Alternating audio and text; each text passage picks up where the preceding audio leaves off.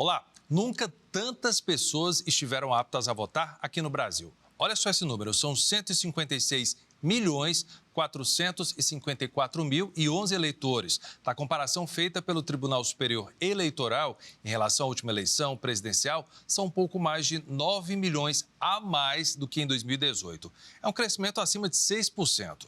No Ceará, essa alta foi ainda maior, em torno de 7,5%. Hoje, temos 6.820.673 eleitores que vão eleger em outubro o presidente da República, governador, senador e deputados federais e estaduais. Um trabalho que começa bem antes do primeiro turno. E quem está aqui para falar sobre o trabalho desenvolvido pelo Tribunal Regional Eleitoral no Ceará é o presidente da Casa, desembargador Inácio de Alencar Cortez Neto, e a coordenadora das eleições, Edna Saboia, a quem começo agradecendo a presença. Muito obrigado. Desembargador, presidente, a gente ouve muito falar de TRE quando está próximo ao pleito, mas nem se imagina o trabalho que vocês têm e é um órgão que não para de trabalhar, independente de eleição ou não. É isso.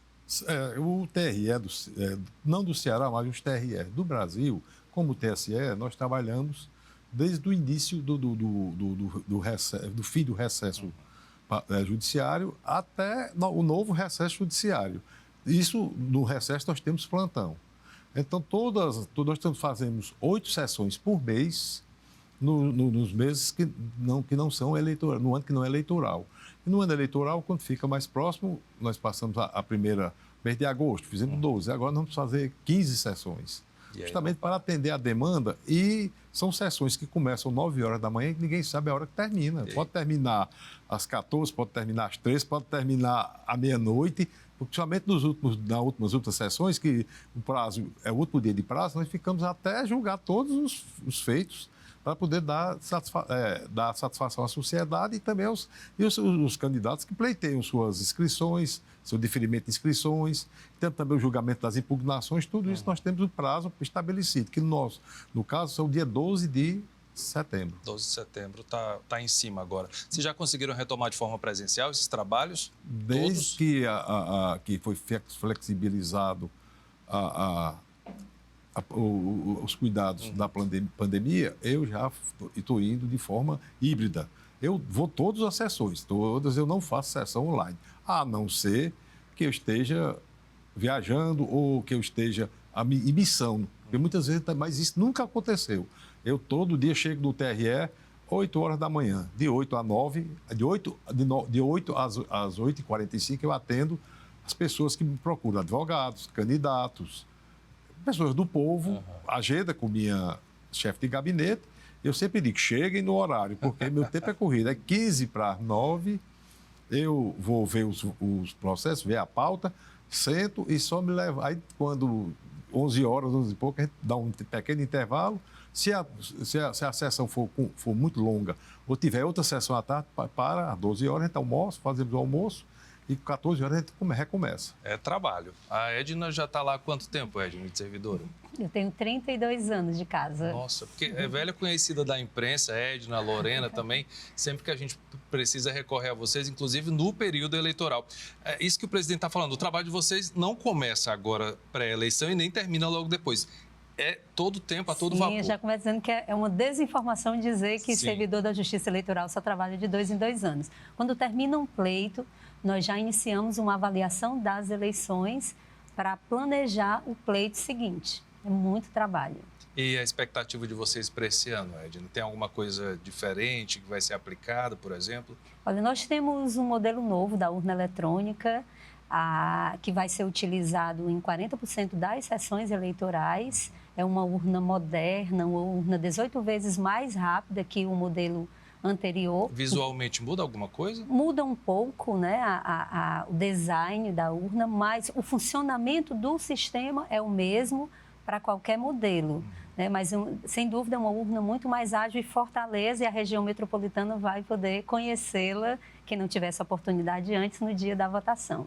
Bacana. Aproveitar que a Edna falou de urna eletrônica, esse processo nosso de democracia, de voto informatizado, ele foi muito questionado agora recentemente. Queria que o senhor falasse e tranquilizasse os eleitores que estão assistindo o programa que é confiável, sim, o nosso modelo de votação aqui no Brasil, inclusive referência para outros países.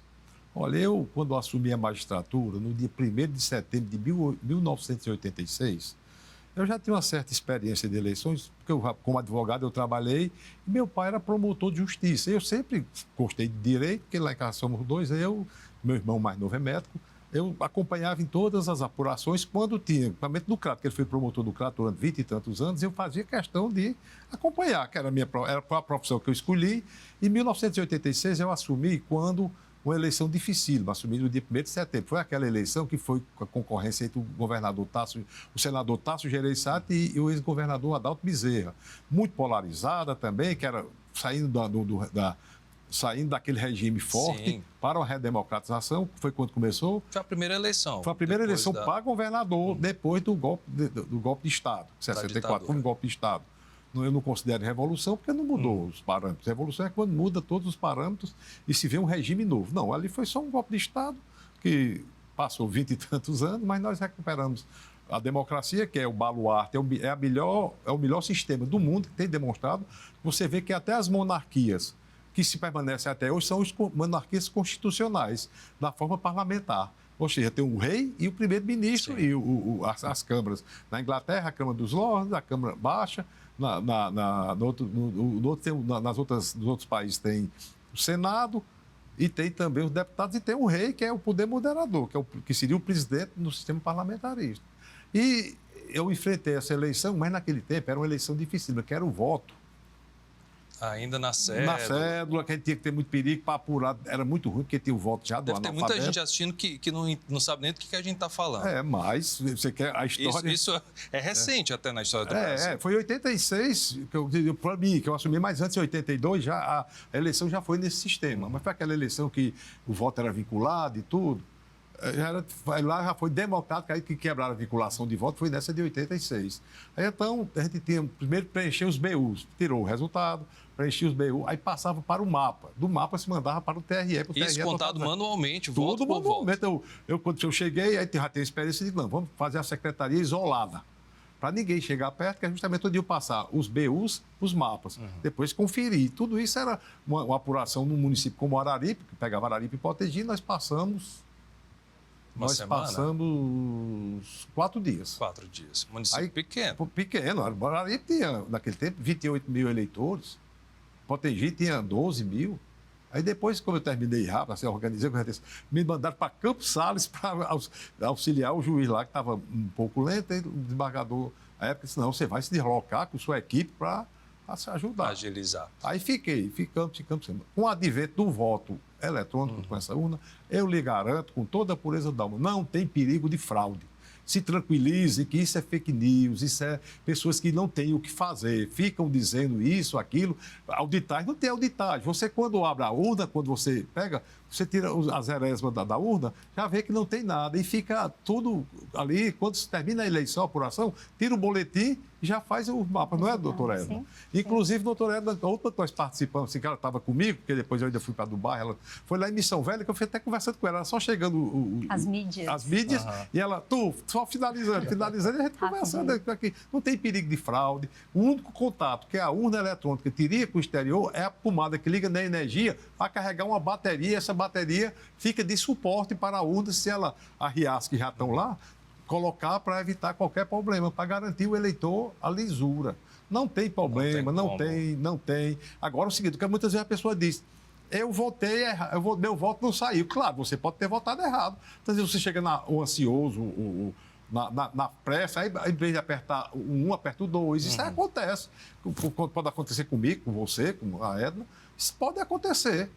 Agora, dizer que foi fraudado, que a pessoa votou por outro, não pode. Inclusive, com a biometria, como é que eu vou pegar a sua impressão digital e vou entrar no seu sistema? Não pode, porque a minha entra no meio. Até no banco, você sabe que hoje no celular a gente controla toda a vida da gente, tudo por biometria. Como diria, nossas poucas finanças através do polegar, não é? Mas quer complementar, Edna? Eu, como falei, tenho 32 anos de justiça eleitoral, né? A Edna começou bem jovem lá, primeiro pessoal. Concurso público depois da Constituição de 88. Entrei com 18 anos. E eu peguei também a eleição manual. Eu não lembro se eu alcancei, mas eu lembro como é que era o modelo. Mas eu alcancei como eleitora e como servidora pública. E passava dias para a gente dar um resultado. A gente vê isso nos Estados Unidos hoje. Porque, por exemplo, a previsão da nossa eleição aqui, mesmo sendo para presidente, no mesmo dia deve sair o resultado. Sai o resultado, né? Desde 2010 que a gente consegue dar o resultado no mesmo dia. Mesmo com a região norte tendo lá o horário diferenciado, a gente consegue... Porque cerca de 90%, 95% dos votos já estão apurados e você consegue já saber o resultado, né?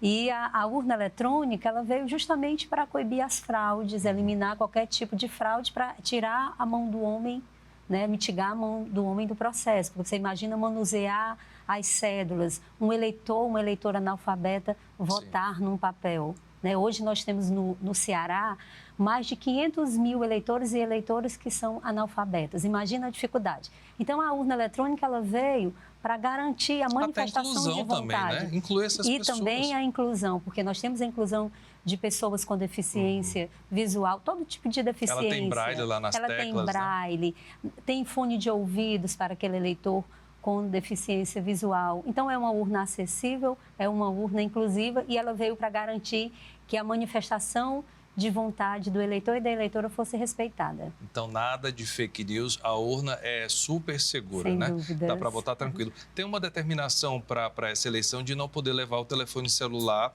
lá para votar. Você concorda? Olha, isso não é novidade. É desinformação de dizer que isso eu lembro novo. Que nunca pôde, mas agora vai ter que deixar lá com o mesário. Olha, essa coisa do levar o celular, o uso do celular na cabina, não é novidade. Tá? Isso para os nossos mesários e mesárias é super tranquilo, porque nós já instruímos e isso foi uma consulta que foi feita por um determinado partido para a questão de dizer como assegurar que o eleitor ou a eleitora não levasse o celular para a cabina. E o que o TSE fez foi clarear o procedimento. E agora está bem claro que o celular deve ficar com o mesário. Não tem questionamento. Não tem questionamento. Inclusive, a Justiça Eleitoral recomenda que o eleitor ou eleitora entre na sessão eleitoral para usar o e-título, mas deixa na mesa com o mesário ou a mesária. Isso é importante, presidente, também. Claro, por favor. O voto é secreto, o voto...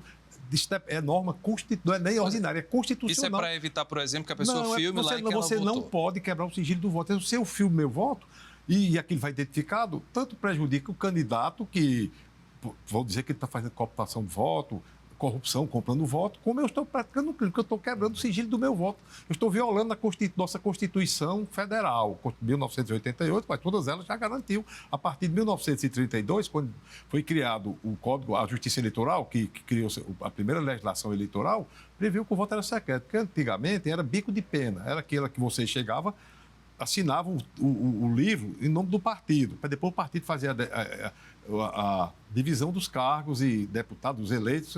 Era aquela bico de pena que era o coronelismo. Quando o Getúlio Vargas instituiu isso, instituiu o voto secreto. Tudo bem, naquele tempo o voto você pegava um envelope rubricado pelas mesas, colocava umas chapas dentro, fechava e botava na urna. Porque tem aqueles troca de chapa, tudo, e depois passou a ser a cédula. Mas sempre foi secreto, você não pode, inclusive quando a gente pegava lá o voto, apurando na chapa que eles botavam, fulano de tal, deputado, eu votei fulano, a gente só carimbar nulo.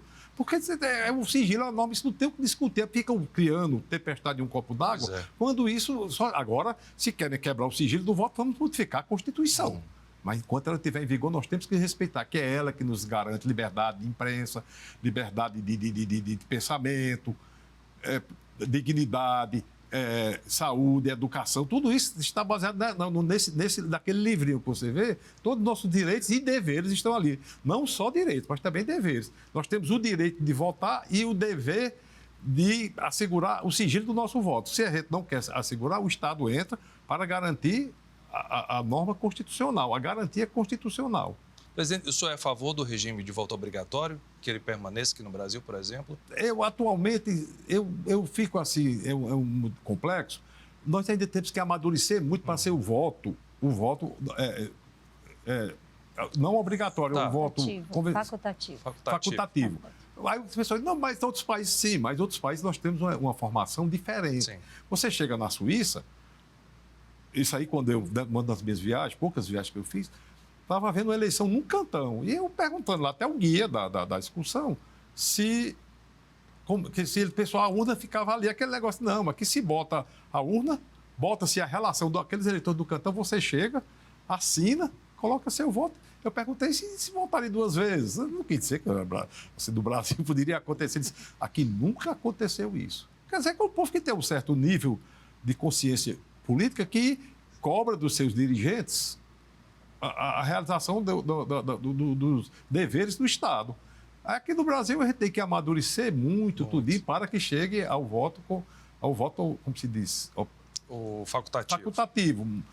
Por enquanto, a gente tem que ir educando o povo. Do dia que o Brasil o povo for educado na base, nós chegaremos ao... Isso aí talvez eu não pegue, talvez nem meus netos peguem, Acho que mas isso aí seria o melhor dos regimes, o melhor do regime eleitoral. Seria mais democrático, inclusive, né? Não, é mais democrático porque não era obrigado a votar. Você vai votar se quiser, entendeu? Mas aí você sabe que aqui no Brasil também pode se cooptar alguma coisa assim e tudo. A gente tem que amadurecer, tem que educar o povo. Melhor nem entrar nesses que detalhes, só um presidente. detalhe, Claro, nós temos mais de 10% de eleitores e eleitoras que têm o voto facultativo, mas que comparecem. vão, né? E aí, como é isso. importante, né? Nós temos São o jovens eleitor e os 16 idosos? e 17 anos, os maiores de 70 e as pessoas analfabetas. E eles comparecem, Fazem é questão, mais né? de 11% do nosso eleitorado. Você vê como é interessante, né? O brasileiro um voto faz questão de voluntário exercer. e faz questão de exercer a cidadania. Edna, tem muita dúvida com relação, eu vejo as pessoas dizendo assim, eu vou votar em branco. Aí outro diz, se votar em branco vai ajudar tal partido, se votar nulo vai ajudar...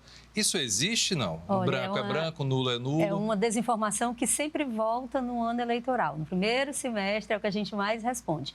Voto branco e voto nulo não é um voto válido e só serve para fins estatísticos. Então, para saber que a pessoa votou.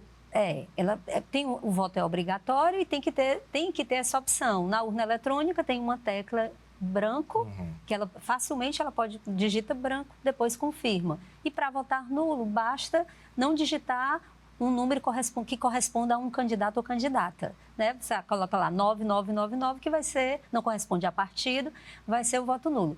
Mas é importante salientar, né, que essas pessoas que não votam em candidatos ou em legenda, que chegam na urna eletrônica para votar branco, para votar nulo, eles estão perdendo uma oportunidade de decisão. Porque os candidatos e as candidatas vão ser eleitos de toda forma e o que está acontecendo é que ela está passando uma procuração, porque eles vão decidir a sua vida.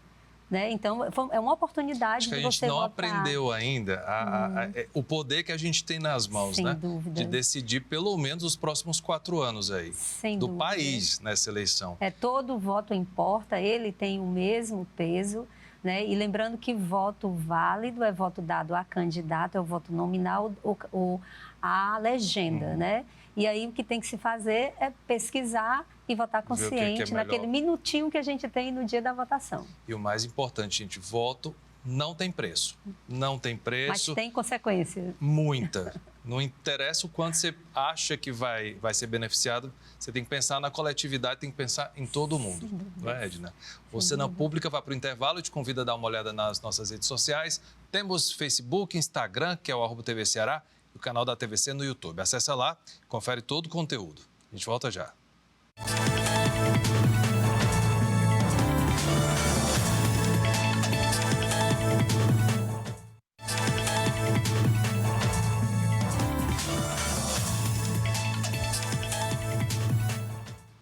Estamos de volta com o Cena Pública, recebendo hoje o presidente do Tribunal Regional Eleitoral do Ceará, desembargador Inácio de Alencar Cortes Neto, e a coordenadora das eleições aqui no estado, Edna Saboia. A gente vai falar agora sobre os 90 anos da Justiça Cearense, comemorados em 2022.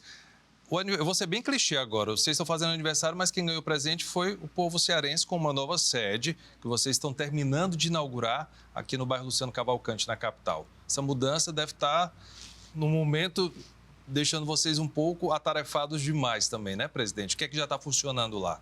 Lá nós estamos funcionando, temos vários departamentos que já estão por lá, inclusive o plenário do TSE, os julgamentos, o gabinete do presidente e dos juízes eleitorais, fazem parte da corte, como a Secretaria Judiciária, SGP. A Edna já mudou a equipe uma parte. Estamos em vias, porque para estão literalmente de mudança. Agora nós não vamos mudar todas as secretarias. Não tem nem como, pré-eleição. A parte de informática e tudo, que a gente não pode mudar, porque a eleição já é agora menos de 30 dias.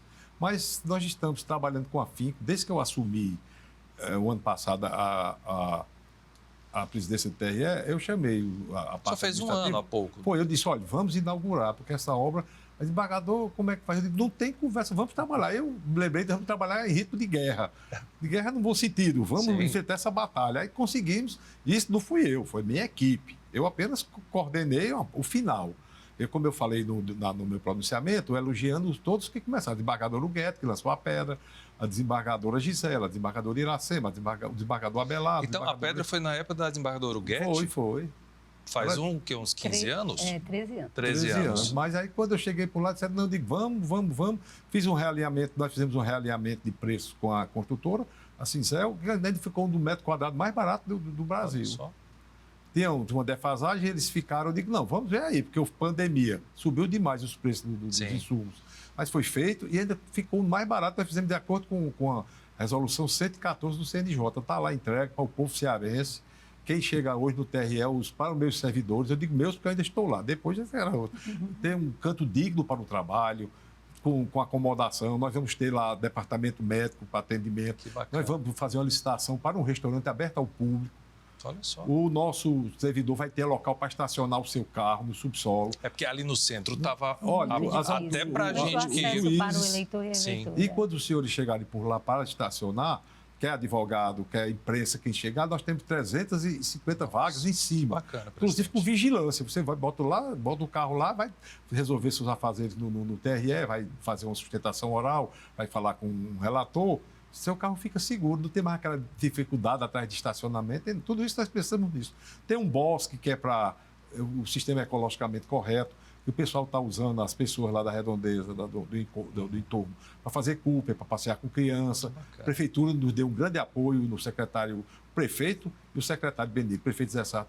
Eu falamos sobre, eles podem deixar que eu garanta a infraestrutura de fora. Asfaltou rua, fez saneamento, tudo eles fizeram. Então, nós estamos trabalhando, dando um lugar digno tanto para a população cearense, para as pessoas que procuram a justiça eleitoral, como para nossos servidores.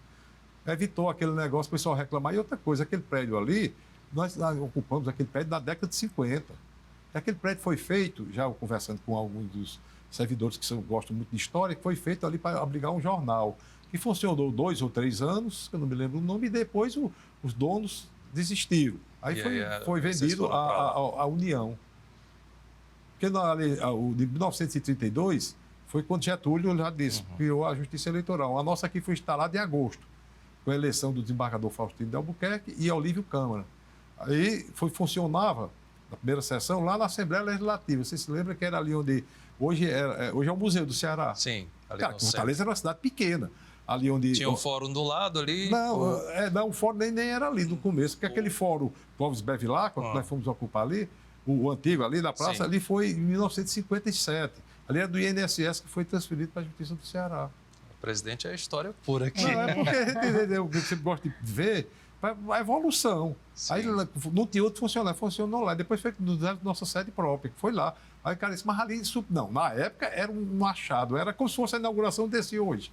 Mas você sabe quanto tempo passou, quanto o Brasil modificou? A gente que costuma cobrir lá a eleição, por exemplo, vê que até para vocês acabou ficando muito apertado ali, né? E é interessante essa nova sede, porque além dela ser acessível para todos os cidadãos e cidadãs, nós estamos com economia também, porque nós tínhamos vários espaços, vários depósitos, e nós vamos ter uma economia grande de aluguel. Tudo vai se concentrar lá. Porque tudo se concentra lá. Então, e a garantia também de acessibilidade. Todos os serviços para a população, para os eleitores e eleitores, eles serão no andar térreo, e é com toda acessibilidade. Mas, por exemplo, hoje a gente ainda encontra atendimento de vocês lá na sede no centro ali e na Praia de Iracema. vai se concentrar tudo lá ou vão continuar esses postos? O planejamento é que os cartórios eleitorais saiam da praia de Iracema e abriguem, se desloquem para o prédio do centro. E quem sabe aí, no momento oportuno, deixa para o desembargador que eles venham, ficamos todos juntos. No momento oportuno, nós vamos ver se centraliza tudo no TRE, porque tem espaço. Por exemplo, as urnas, carregamento de urnas, depósito, nós estamos economizando quase R$1 milhão, não é? Sim, sim. Nós estamos, né? Nós estamos quase R$1 milhão, né? Só com economia de depósitos. E eu vou deixar também, que eu já fiz com secretário de administração, para a gente instalar energia solar lá no... Bacana. Sol não falta aqui. No solar. Inclusive, eu já inaugurei... assim, minha administração, com meus servidores, 3 fotovoltaicas no Ceará. Uma em Crateús, outra em Ibiapina, e eu cheguei sábado de manhã, até a Edna estava comigo, que eu fui lá em Itauá. Depois foi uma reunião com os magistrados, que eu tenho esse hábito de ir às regiões para conversar com os magistrados sobre os problemas da eleição, para poder prestar todo um auxílio. Sim. E estamos fazendo também já licitação para uma fotovoltaica no Crato, que nós temos sede própria, e Itapipoca, que nós temos sede própria. Bacana. Tudo isso é economizar para que o contribuinte sinta que o dinheiro dele está sendo usado em prol da sociedade dele. A gente agradece, presidente, que bom. Olha, a assessoria de comunicação do TRE, em parceria com a seção da Biblioteca e Memória Eleitoral, produziu um vídeo em comemoração pelos 90 anos da Justiça Eleitoral aqui no Ceará. Nele, magistrados e servidores falam sobre o que é a Justiça Eleitoral, o que ela representa para eles. Confira.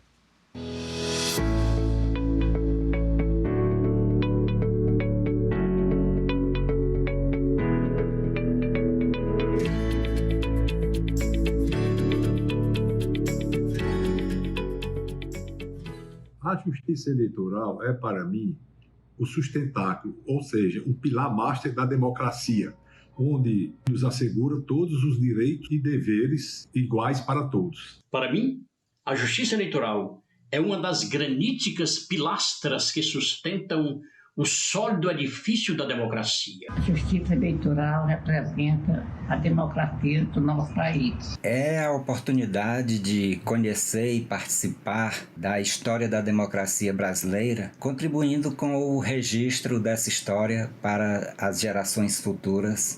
A justiça eleitoral representa, para mim, um dos motivos pelo qual me orgulho do meu país. A exteriorização do Estado Democrático de Direito previsto na nossa Constituição Federal.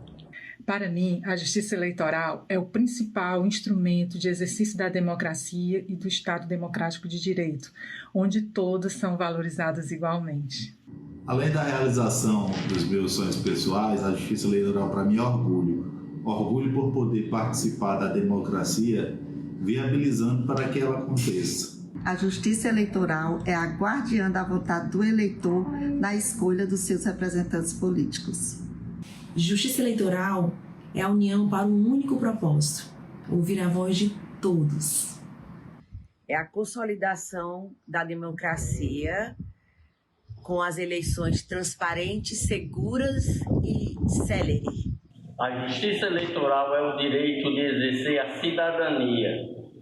Justiça eleitoral é sinônimo de cidadania, representa a inclusão. A justiça eleitoral nos garante o direito de votar e ser votado. A justiça eleitoral representa a democracia. Para mim, justiça eleitoral é o veículo que possibilita aos cidadãos a livre escolha dos seus governantes. Representa a igualdade, a liberdade e o poder que todo cidadão possui para escrever os rumos da nação. O órgão onde nós, servidores, trabalhamos com toda a dedicação para que o eleitor possa expressar nas urnas a verdadeira democracia. A justiça eleitoral, para mim, é um exemplo de um trabalho primoroso em equipe. Fazer parte da JE me enche de orgulho. Aqui desenvolvemos um trabalho sério, com responsabilidade. A justiça eleitoral, para mim, é o coração que oxigena a cidadania, irrigando democracia na veia de toda a sociedade. E a justiça eleitoral, para mim, é diversidade. Justiça Eleitoral é canal de educação política da sociedade. A justiça eleitoral é a justiça que representa a democracia brasileira. A justiça eleitoral é a justiça que representa família. A justiça eleitoral, para mim, é minha segunda casa. É onde eu tenho prazer e orgulho de estar. Justiça eleitoral é comunicação certa, participação feminina, acessibilidade e inclusão. Dos 90, eu tenho mais de 30. Entrei menina quase junto com o meu primeiro título. Minha outra casa, mas uma casa diferente, cheia de gente. Eleitores, mesários, servidores, amigos, muitos atores que fazem mais que eleição, porque a justiça eleitoral é cidadania, acessibilidade e inclusão.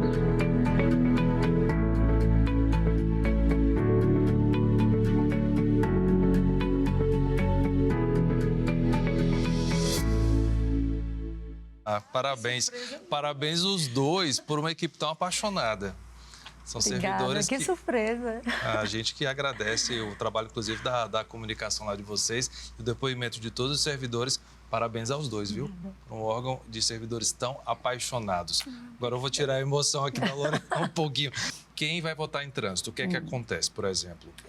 O processo, como é que fica? Bom, primeiro, o cadastro ele foi fechado 4 de maio para todos os eleitores e eleitoras. Tinha que ter avisado até essa data. Mas aí depois nós tivemos uma janela para o voto em trânsito, que foi 17 de julho a 18 de julho a 18 de agosto. Esse prazo terminou e quem solicitou o voto em trânsito, que era para aquelas cidades com mais de 100 mil eleitores, vai poder votar fora do seu domicílio anterior, né? Foi feita uma transferência temporária de eleitor. Isso é bem tranquilo. Pediu para votar, transferiu temporariamente o título de eleitor para uma outra cidade, vai poder votar nessa cidade que foi solicitado no dia da eleição. E quem não fez isso e se mudou, por exemplo? Quem não fez e se mudou vai ter a opção de, no dia da eleição, justificar. E pode ser pelo e-título. O aplicativo e-título tem a opção de justificativa. Não precisa comparecer a uma sessão eleitoral para fazer isso. Basta baixar o e-título antecipadamente e no dia fazer a justificativa. Vocês ampliaram o 148 agora para essas eleições, né? Porque a demanda é sempre muito grande. Sempre muito grande. É o Disque Eleitor. O Disque Eleitor, através do número 148, é um serviço permanente, mas um mês antes da eleição nós ampliamos, são mais de 80 operadores e operadoras, para atender bem a população. E as maiores dúvidas é a questão do onde eu voto, eu não fiz a minha biometria. São várias dúvidas, né? O serviço funciona de 7 às 19 horas, todos os dias, sábado, domingo, feriado, e ampliado até o dia da eleição. E nós recebemos mais de 10 mil ligações no sábado e no domingo. Eu imagino. Deixa a Edna tomar uma água aqui. Presidente, inclusive rolou fake news, fizeram piada nas redes sociais de gente convocando a mãe e o tio para ser mesário. Parece que é um terror. Qual é a vantagem de ser mesário hoje aqui no Brasil, por exemplo? A vantagem de ser mesário hoje para o Brasil, no Brasil, é que você sendo mesário, você é beneficiário de concurso público, até com isenção de taxas. Isso eu nem sabia, bom falar. Você, quando prova que é mesário, quando não é total a isenção, tem abatimento. Você é cidadão, como se diz, para fins de concurso também conta até como referência para, não título, mas conta como referência para a conduta. Sim. Você bota logo, é mesário, sim. Aí o que é que a gente faz? Quando vai avaliar aquela pessoa, a gente já vê que ela tem uma idoneidade a mais, provando um atestado de idoneidade a mais. Porque eu só ouço assim, eu vou ser mesário só por causa das folgas que eu vou ter. Não, você ganha folgas, hoje em dia também alimentação. Você exerce a cidadania, você está fiscalizando e prestando um serviço e, ao mesmo tempo, fiscalizando a coleta dos votos, né? Mas existe resistência das pessoas? Não. Antigamente existiu mais, mas com o nosso trabalho de publicidade e de orientação, agora tem gente que estão pedindo para ser mesário. Aí, quando chegam os pedidos, a doutora Edna com a equipe lá do TRE, eles fazem justamente uma sondagem para saber quais são as pessoas capazes. Não só na idoneidade, mas também a pessoa que tem condições do dia, que tem domínio da informática, inclusive. É bom que fique claro que vai para trabalhar. Vai para trabalhar, claro. Inclusive, você para ter direito às folgas, como você disse, você tem que trabalhar. Você, para receber o vale alimentação, o fundo de alimentação, você tem que trabalhar. Você, para depois tirar um atestado, tirar uma declaração para fim de concurso, tem que trabalhar. Como é que eu vou lhe dar uma declaração se você foi convocado e não compareceu? Tá corretíssimo. Como é que é esse esquema de vagas? Porque eu vejo uns cálculos, eu vou trabalhar primeiro turno, vou ganhar 4 vagas, somando as 2 vou ganhar não sei quantas vagas. Como é que funciona? O mesário e a mesária, ele ganha 2 dias de folga por cada dia de convocação. Tá. Então, o dia da eleição, 2 folgas. Se tiver segundo turno, 2 folgas. O treinamento, se ele for convocado, porque nós temos treinamento presencial, temos treinamentos à distância, mas o à distância também dá direito a 2 folgas, né? E o mesário e a mesária são verdadeiros parceiros da Justiça Eleitoral. Inclusive, eles são servidores da Justiça Eleitoral no dia da eleição. Eles atuam como Justiça Eleitoral no dia da eleição.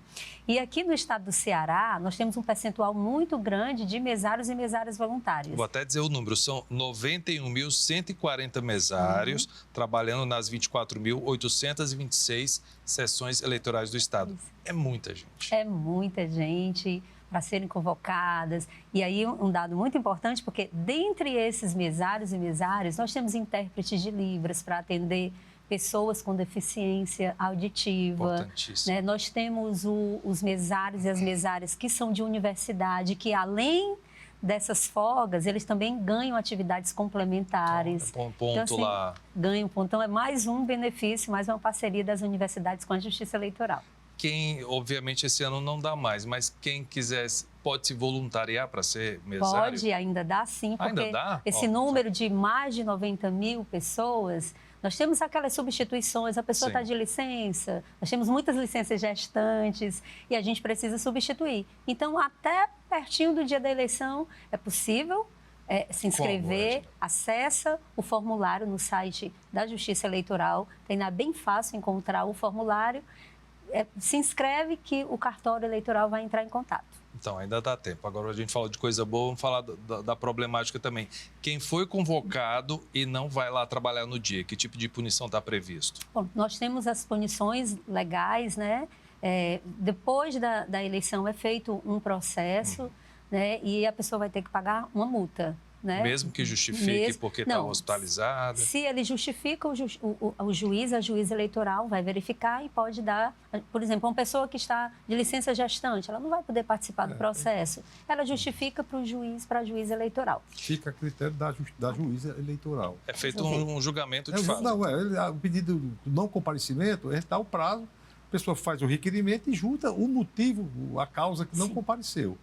Agora, outra coisa também do mesário é que o presidente da sessão, ele é parceiro da Justiça Eleitoral. Ele é a maior autoridade, resguardando o juiz eleitoral, o Ministério Público, ele é a maior autoridade dentro da sessão. Ele pode convocar a polícia, ele pode até dar voz de prisão. Ele pode convocar, inclusive, uma pessoa que está lá para ser mesário. Também, né? se for na forma. Ele é autoridade, ele é quem controla tudo. Muitas vezes, quando eu visito umas sessões, todo dia está tudo em paz, tudo dia. Aí eu digo que você se lembra que aqui toda a responsabilidade dessa sessão é sua. Você aqui como ela disse, parceiro da Justiça Eleitoral, parceiro em todos os sentidos. Porque se ele convoca, tem algum problema, ele pode, se tiver alguma coisa, ele convoca a Força de Segurança, ele pode autorizar a Força de Segurança a adentrar na sessão, ele pode, não tem problema.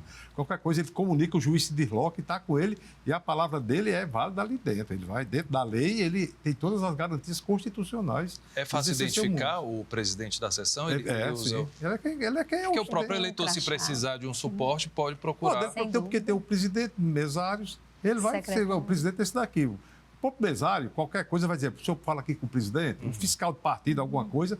Não, então vamos falar com o presidente. O presidente é quem decide. É quem manda lá. Olha, o Cena Pública vai para um rápido intervalo, mas a gente volta daqui a pouquinho.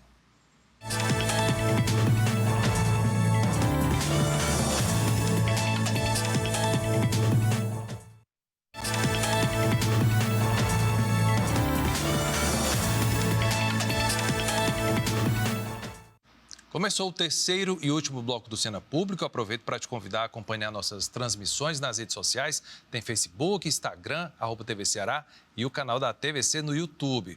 Estão comigo aqui no estúdio o presidente do Tribunal Regional Eleitoral do Ceará, desembargador Inácio de Alencar Cortes Neto, e a coordenadora das eleições aqui no estado, Edna Saboia. Presidente, pelo menos 10 cidades até agora vão necessitar de reforço de segurança para o pleito. Por que isso é necessário e é atípico numa eleição ou é previsto? É previsto, porque no caso aqui nós temos o estado do Ceará é muito grande, nós temos cidades grandes. Então, a Polícia Militar do Ceará tem um efetivo agora aumentou, muito bom. E é a nossa parceira também com as outras forças, como a Polícia Federal, como a Polícia Civil, como o Corpo de Bombeiros, as guardas municipais e o Exército. O Exército também dá garantia constitucional, porque o Exército é o guardião da Constituição. Então, quando a gente pede o reforço federal, não é que seja problema, não. É porque é para que eles trabalhem em comum acordo para a segurança. Aí, então, nós enumeramos 10 cidades que nós achamos que merecia, como Fortaleza e região metropolitana. Você sabe que nossa cidade é muito grande, nós temos muitas zonas eleitorais. Então, o Exército faz o patrulhamento em certas áreas e a Polícia Militar aqui fica naquela área, fica liberada para as outras áreas. E no Sobral, que é uma cidade grande também, tem aqueles seus problemas sociais. Fica o Exército também em certas áreas, a polícia, as forças policiais em outra área. Juazeiro do Norte, Tauá. Aí você diz, mas Tauá é uma cidade calma. E calma que nós tivemos lá semana passada, mas o município é muito grande. Aí, por exemplo, eu não vou... Tem os distritos no plano operacional, ninguém vai deslocar o Exército muitas vezes para ir para um distrito, uma serra tal. Vai a Polícia Militar. Por quê? Porque a Polícia Militar faz o policiamento do dia a dia. Aí conhece todos os problemas que tem ali, conhece os acessos. E o Exército fica na cidade, porque o acesso é mais fácil. O oficial, quando chega, entra em contato de logo com os oficiais da Polícia Militar, com os delegados da Polícia Civil Federal, com os membros da Polícia Rodoviária Federal, onde existe rodovia federal. Nós, onde são rodovias estaduais, não, porque a Polícia Rodoviária Estadual é da Polícia Militar, eles já coordenam. Porque é um trabalho muito complexo de segurança. A logística é bem complexa. Aí porque a pessoa diz, não, vai mandar o Exército, como se fosse uma afronta. Não, não é. O Exército... É para garantir, na verdade, a segurança do eleitor. O Exército, até, né? como força federal, guardiã da Constituição, nossa força maior, que é quem protege nossa soberania, vai lá justamente para prestar o mesmo serviço que as outras forças prestam. A gente vai ter uma eleição bem polarizada, se eu não me engano, acho que uma das mais polarizadas dos últimos anos. Qual a sua expectativa? De um dia calmo, correndo tudo bem, no dia 2 de outubro? Sempre se cria uma expectativa de que a eleição é polarizada, que vai ter problemas. Eu, com toda a minha vivência, que eu tenho 36 anos de magistratura, completei no dia 1º de setembro. Nunca deixei de presidir um pleito desde que sou magistrado.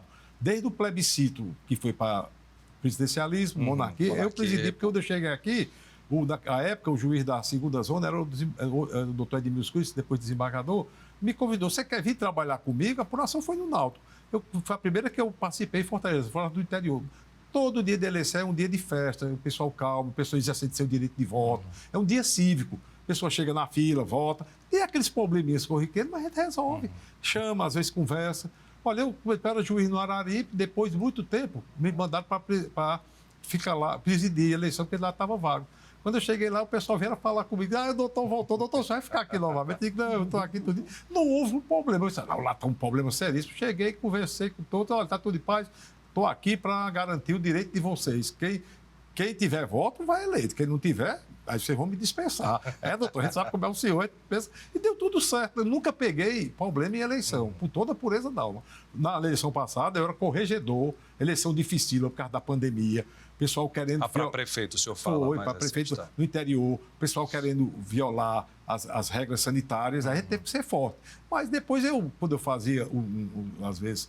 palestra no interior, até coisa, eu dizia, olha, qual é o melhor? É o eleitor votando nos senhores ou o eleitor no hospital ou no cemitério? Ele vai votar no senhor no dia da eleição? Não, o senhor tem toda a razão. O senhor chamou a gente a razão. Excelente argumento. Eu dizia, olha, o que é que vocês querem? Vocês não querem o eleitor livre para votar em vocês? Doutor. E se ele estiver no hospital, ele vai votar? Mas não, porque o médico não vai liberar. E se ele estiver no cemitério, ele vai votar? Também não. Eu digo, então, por favor, vocês... coopere, entendam que ninguém está aqui para coibir o direito do voto. Nós estamos aqui para apoiar e garantir o direito do voto. Agora, ninguém pode violar as regras sanitárias, porque não depende de mim, não depende da Justiça Eleitoral, não depende dos senhores. É uma pandemia que tem E para passar essa pandemia, a gente vai ter que ter muita fé em Deus, que Deus vai dar muita força aos cientistas para nos dar um meio para a gente debelar, que no caso foi a vacina, né? Aí eles admitiram tudo, e isso a gente foi conversando, tiveram algumas desordens, essas pessoas foram multadas, então, multas pesadas, estão aí pagando. Tá certíssimo. Edna, esse ano a gente vai ter que lembrar, decorar 4 candidatos. 5 candidatos, perdão, gente. Ver como é difícil, porque né? Tem, vamos lá, presidente, governador, deputado federal, estadual e senador.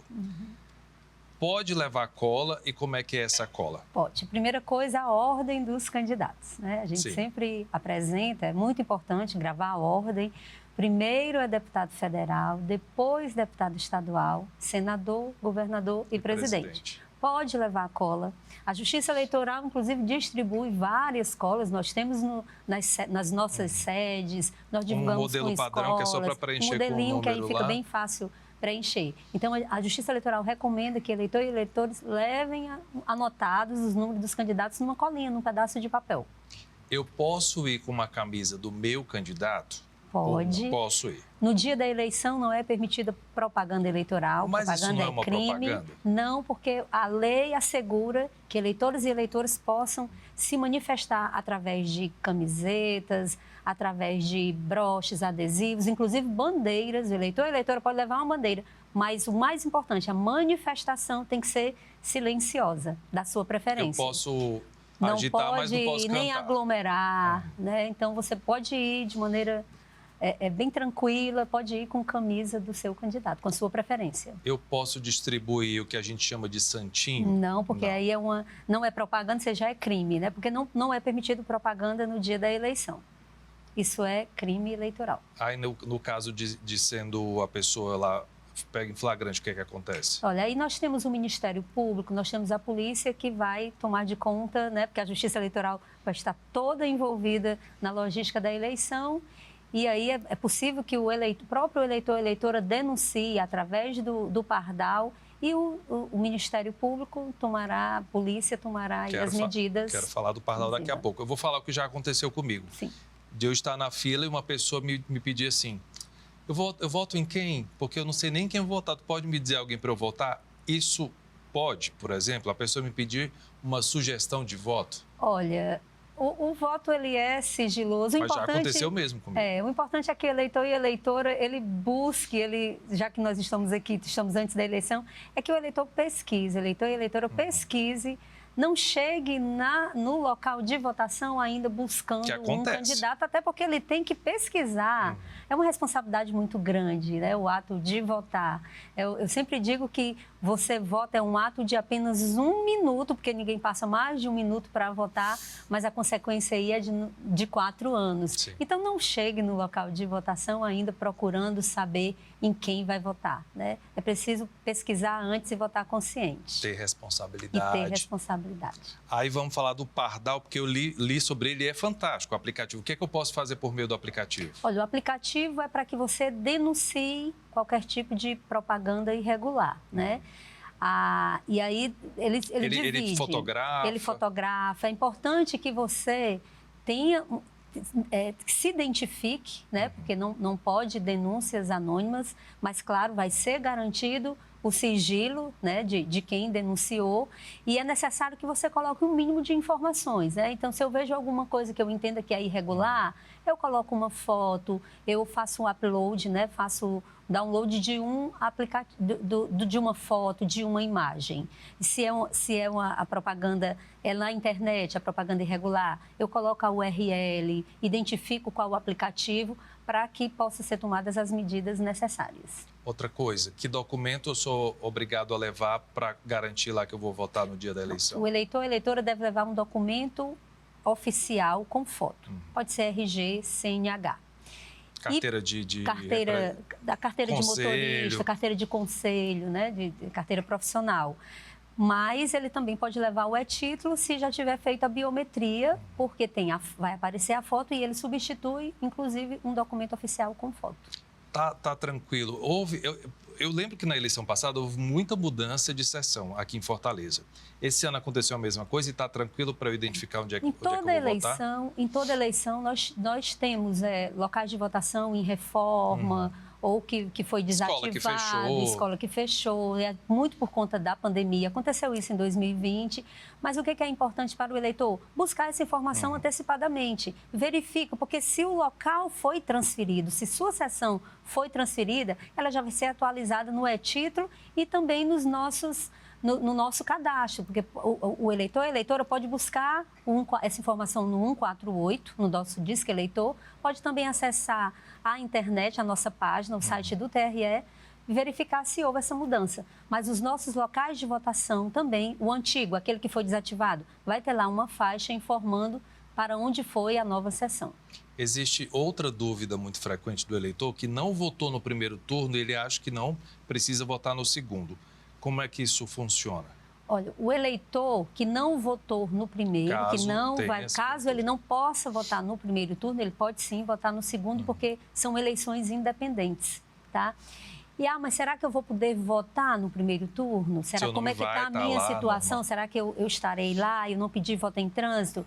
Dá tempo de informar, ele tenta baixar o aplicativo e-título, liga para 148 e verifica se a sua situação está regular no cadastro. Lembrando que eleitores que não fizeram a biometria em 2019, o provimento 1/2019 da Corregedoria, vai poder votar. Pôde em 2020 e o TSE suspendeu os efeitos do cancelamento. Isso são 55 municípios, incluindo Fortaleza. Por conta ainda de estarmos numa pandemia, eleitor que não fez a biometria de 55 cidades, né, incluindo Fortaleza, vai poder votar. E também tem uma desinformação que eu não fiz a biometria, eu posso votar? Vai poder votar e ele vai ser reconhecido, vai ter que assinar o caderno de votação. A diferença é só essa. Mas o eleitor que fez a biometria vai ser pela impressão digital. Só mais essa.